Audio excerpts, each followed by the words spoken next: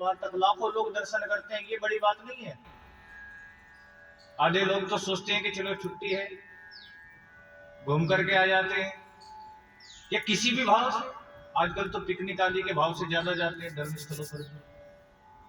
तुम किसी भी भाव से यदि अगर ठाकुर जी का दर्शन करने जाते हो तो ये बड़ी बात नहीं है कि तुम दर्शन करके आ रहे हो, लेकिन ये बड़ी बात है कि ठाकुर जी ने तुम्हारा दर्शन किया है नहीं, तुमको देखा है या नहीं। कि लाखों लोग भगवान को देखते हैं, लेकिन भगवान की दृष्टि तो उस पर ही पड़ती है कहा कि जिसके मन के अंदर भाव होते हैं, जिसके मन के अंदर श्रद्धा होती है। कथा आकर के हम लाखों सुनते हैं, कथा भी हम सभी सुनते हैं, यहाँ करके कथा होती है तो सभी जाते सुनते भी है। कथा को सुनना कोई ज्यादा बड़ी बात नहीं है, लेकिन उस कथा को समझना बहुत बड़ी बात है। एक खम्भ से सर लगा करके विधुर और विधुरानी दोनों खड़े हैं। भगवान जैसे हस्तिनापुर में आए, फूलों की वर्षा होनी प्रारंभ हो गई, और उन फूलों की वर्षा में लाखों लोग भगवान का स्वागत कर रहे थे, लेकिन भगवान की नजरें तो केवल अपने भक्त विधुर को ढूंढ रही थी। उन लाखों लोगों में किसको ढूंढा भगवान ने? विधुर को। क्यों? क्योंकि विधुर का मन जो है सरल हृदय, सरल हृदय, नवनीत समाना हृदय कोमल है, और इसलिए भगवान की, जिसकी हृदय कोमल है, भगवान की नजरें केवल उसको ढूंढ रही है। तो एक कोने में हम से सर लगा करके विदुर खड़ा था। भगवान ने विदुर को देखा, विदुर ने भगवान को देखा, प्रणाम किया, और हस्तिनापुर सभा में पहुंचे भगवान। जाकर के भगवान ने अपनी शांति का प्रस्ताव भी रखा। दुर्योधन ने पूछा, आइए कृष्ण, मैं जानता हूं कि आप कोई प्रश्न लेकर के आए हो। और दुर्योधन भी चाहता था कि भगवान का स्वागत भी इसीलिए दुर्योधन ने किया था कि ये कृष्ण अगर मेरी ओर हो जाए तो भैया मुझे बड़ी सफलता मिल जाएगी। मैं तो युद्ध ही चाहता हूं और तो कुछ चाहता नहीं। लेकिन दुर्योधन को ये नहीं पता कि आज कृष्ण प्रस्ताव क्या लेकर के आया है। सोचा कि मेरी ओर से कोई प्रस्ताव होगा। दुर्योधन ने पूछा कि कृष्ण ये बताओ कि आप यहाँ पर आए हो, कोई प्रस्ताव लेकर के आए थे, कहिए क्या प्रस्ताव है।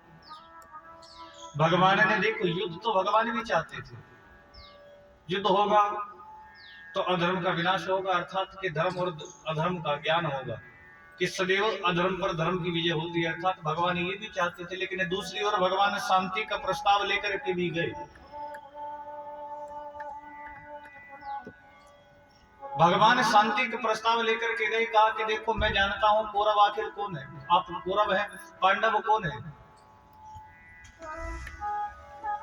देखो मैं जानता हूं कि तुम राज्य नहीं देना चाहते हो पांडवों को, लेकिन अगर आप पूरा राज्य नहीं देना चाहते तो मेरा शांति का प्रस्ताव यह है कि आधा राज्य दे दो।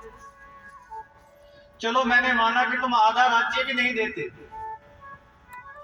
अरे आधा राज्य भी नहीं दे सकते तो केवल 5 गांव ही उन पांडवों को दे दो, मैं 5 गांव में ही 5 पांडवों को मना लूंगा। भगवान ने कहा कि केवल 5 गांव में उन पांडवों को मना लूंगा। लेकिन दुर्योधन ने कहा कि सुई अग्रेन माधवा, के माधव तुम 5 गांव की बात करते हो। अरे उन पांडवों को तो मैं बिना युद्ध के सुई की नोक के बराबर भी नहीं देने वाला। भगवान ने कहा कि दुर्योधन देखो तुम युद्ध की बात कर रहे हो कि बिना युद्ध के मैं सुई की नोक के बराबर भी नहीं देने वाला हूं। और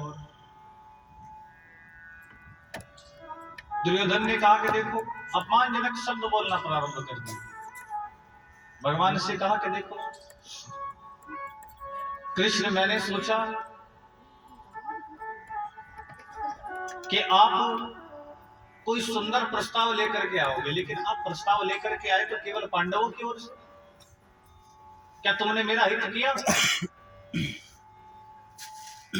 जीवन भर तो आपने गैया चराई है और एक साधारण ग्वाले हो, शांति का प्रस्ताव लेकर के आए हो, लेकिन मेरा भी प्रस्ताव आपने सुना है। मेरा प्रस्ताव है कि मैं कुछ भी नहीं दूंगा, एक सुई के नोक के बराबर में नहीं दूंगा। भगवान ने जब इस बात को सुना तो भगवान को थोड़ा क्रोध आ गया। क्रोध में आकर के कहा, दुर्योधन तुम जानते हो कि अतिथि का स्वागत क्या ऐसे किया जाता है? आज तुम्हारा अतिथि बन करके आया हूं, तो क्या ऐसे अतिथि का स्वागत करते हो? और ये मत भूलो कि हम कौन है, हम स्वयं कृष्ण हैं। और अभी तुमने हमारा सरल स्वभाव देखा।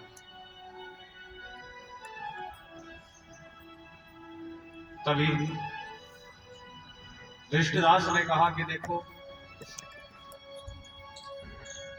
दुर्योधन, तुम जानते हो ना कि कृष्ण कौन है, और भरी सभा में बुला करके कृष्ण को अपमानजनक शब्द कहोगे, क्या ये ठीक है?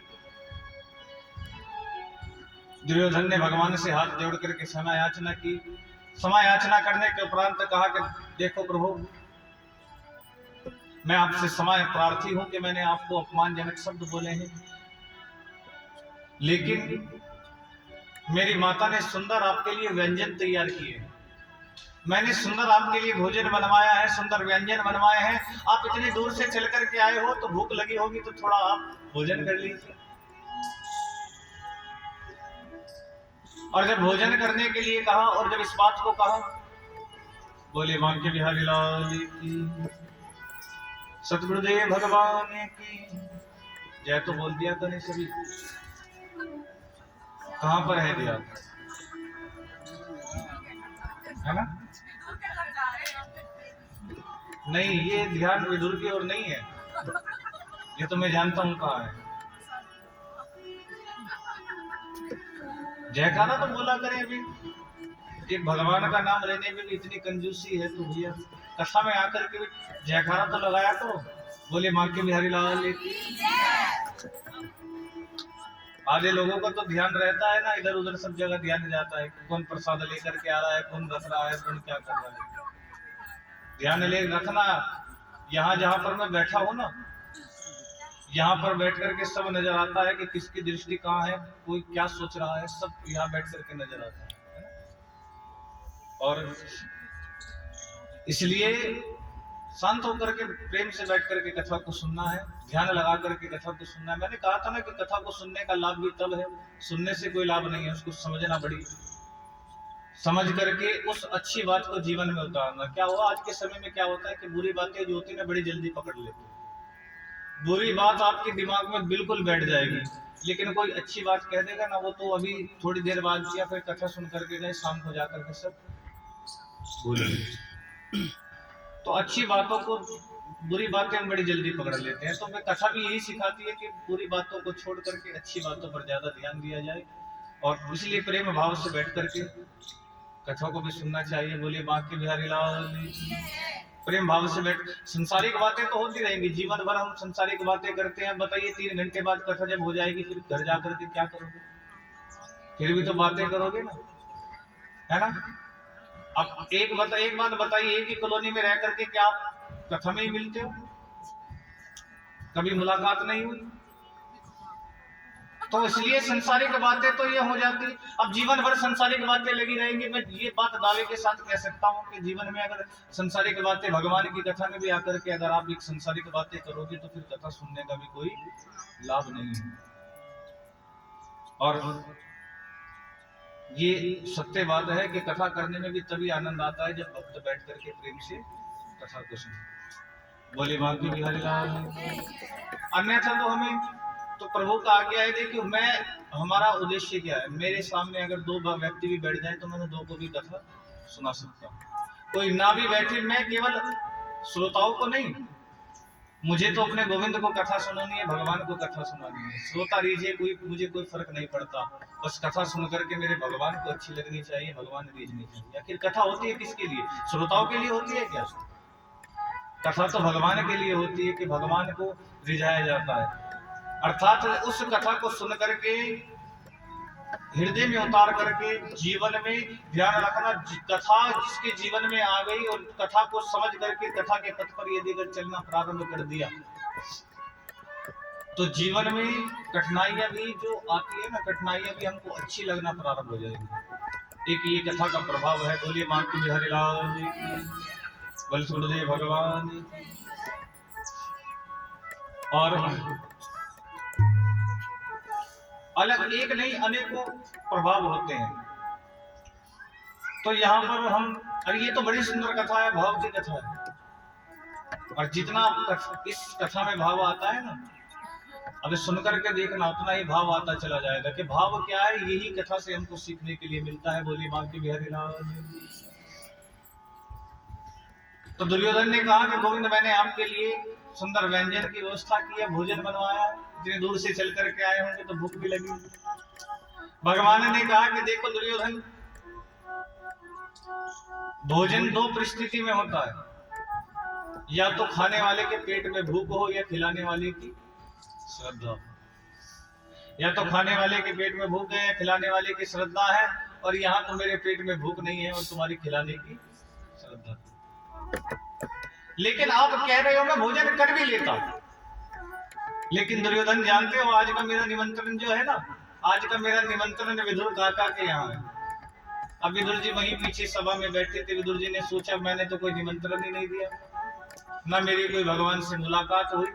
जब भगवान से मैं मिला ही नहीं, जब कोई निमंत्रण ही नहीं दिया, भगवान कह रहे हैं मेरा आज का निमंत्रण विदुर काका के यहाँ। दुर्योधन ने कहा कि विदुर के यहाँ निमंत्रण है? आप जानते नहीं कि हमने उसको मंत्री पद से हटा दिया। अरे अब तो उसकी अपने भोजन की व्यवस्था नहीं है, वो आपको कहां से भोजन कराएगा। भगवान ने कहा कि देखो, जब विदुर को पता है ना कि मैं आने वाला हूं, और जब कोई अतिथि आने वाला होता है, जब पता चल जाता है तो स्वयं व्यवस्था करके रखते हैं। अब विदुर वहां से दौड़ करके भागा। अरे भगवान ने कह दिया गोविंद तो ऐसे है कि अभी कहा कि हो सकता है कि अभी ना घर पहुंच जाए, मैं थोड़ा सामान ले आता हूं, जाकर के सुंदर भोजन की व्यवस्था करता हूं। अब विदुर बाजार में सामान लेने के लिए, दुर्योधन ने पूछा, कहा कि एक बात बताइए प्रभु, आप सीधे द्वारिका से चल करके हस्तिनापुर आ रहे हो, तो फिर विदुर आपको कहां पर मिल गया? भगवान ने कहा कि दुर्योधन तुम नहीं जानते, हम तो पत्र भिजवा दिया था कि जब भी आप हस्तिनापुर आओ तो हम पहला निमंत्रण हमारे यहाँ भोजन करना। दुर्योधन ने कहा चलो देखते विदुर आपको क्या भोजन कराता।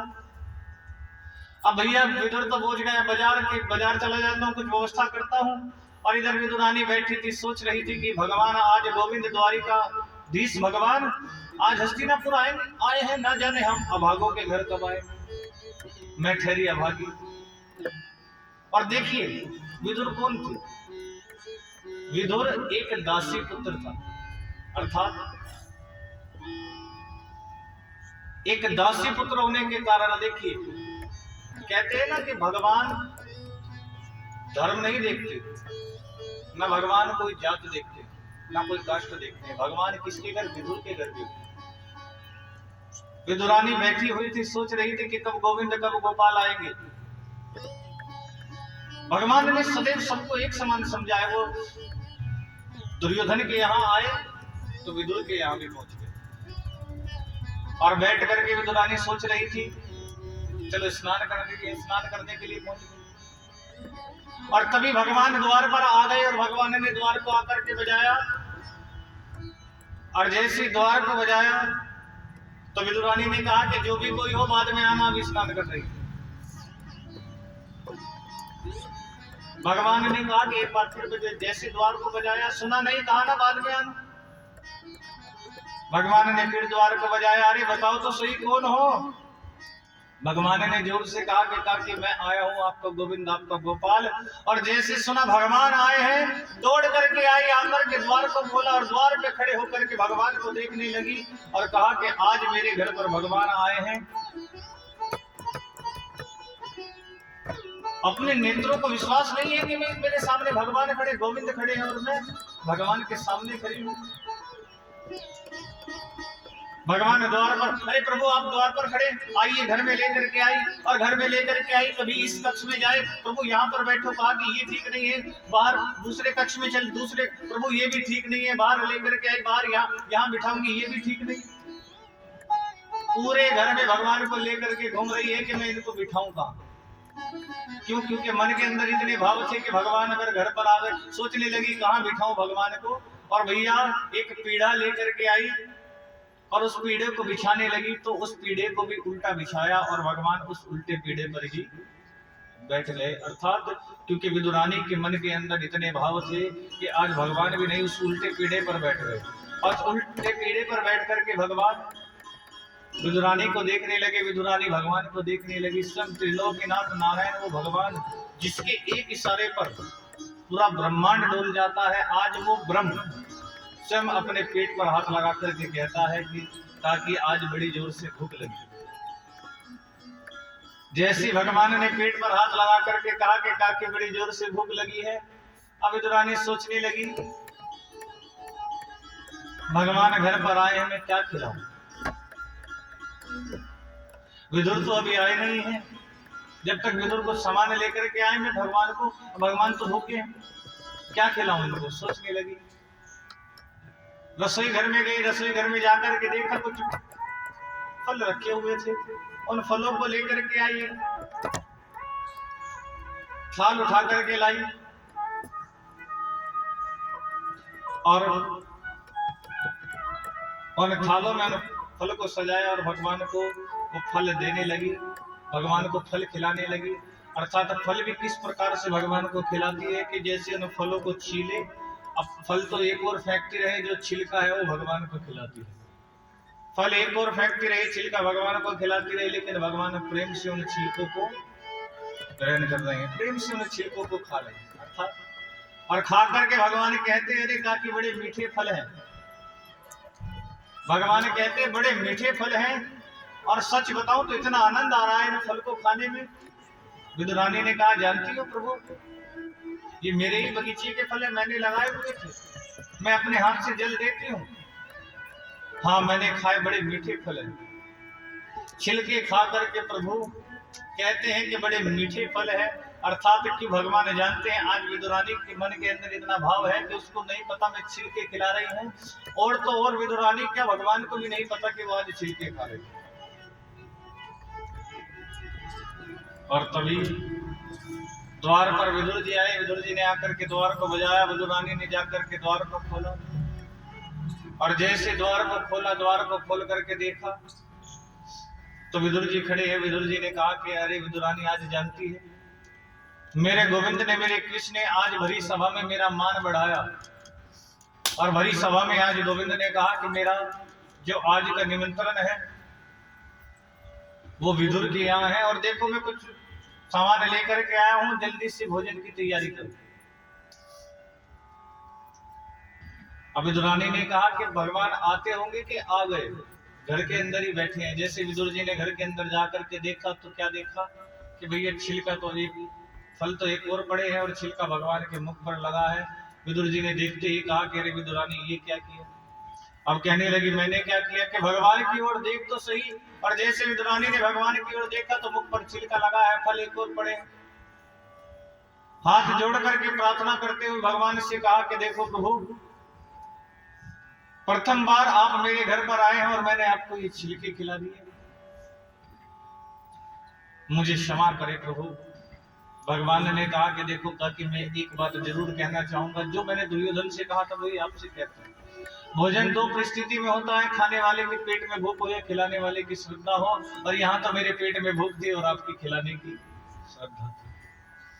आपने इतने भाव से, इतनी श्रद्धा से मुझे आज ये छिलके खिलाए, तो सच बताऊं उन्हें 33 प्रकार के व्यंजन में मुझे इतना आनंद नहीं आया जितना कि आपके छिलकों में आनंद आया।